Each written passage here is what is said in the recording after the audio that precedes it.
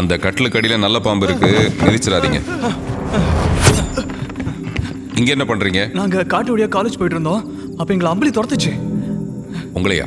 இல்ல என்ன இல்ல, இவனை இதை பார்த்தான். ஆமாமா, நான் கல்லால கூட அடிச்சேன், அது என்ன துரத்துச்சு. அப்படி ஒரு மிருகம் இருந்தா தானே உங்களை துரத்துறதுக்கு. இல்லைங்கிறீங்களா? இல்ல. அப்போ பூமாடந்திபுரத்து ஜனங்க சொல்றதெல்லாம் என்ன சொல்றாங்க? இந்த சோளக்காட்டுக்குள்ள அம்புலின்னு ஒரு மிருகம் ஒளிஞ்சிட்டு இருக்கிறதா. இங்க நான் தான் சுத்திட்டு இருக்கேன். அதோ அங்க பாருங்க, ஏதோ தெரியுது பாருங்க. அங்க ஏதோ வெளிச்சம் தெரிஞ்சது. அது அம்புலியோட கண்ணு பளபளக்குதுன்னு நினைக்கிறேன். இந்த காட்டுல இந்த மாதிரி நிறைய கதை எழுதலாம். உங்களுக்கு இங்க தனியா தங்க பயமா இல்லையா? பயம்னா? சாரிங்க, உங்களுக்கு ரொம்ப தொந்தரவு கொடுத்துட்டோம்னு நினைக்கிறேன். அப்போ நாங்கள் கிளம்புறோம். ஏய் வேண்டாம், நாளைக்கு காலை சீக்கிரம் போயிடுவோமே. எனக்கு பயமா இருக்கு, ப்ளீஸ். அப்படின்னா கறி சாப்பிடணும். நான் சைவம். அது கூட தான் செய்வோம். உங்கள் பேர் என்னன்னு தெரிஞ்சுக்கலாமா? அம்புலி. அம்புலி என்ன செங்கோடன்னு கூப்பிடும்.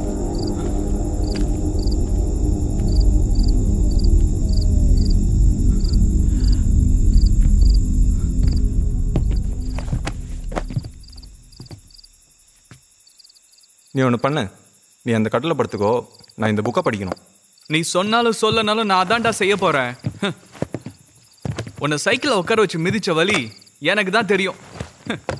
என் பூங்கா உட்கார வேண்டிய இடத்துல ஒன்ன உட்கார வச்சு ஓட்டின பாரு. எல்லாம் என் தலை எழுத்து. சே,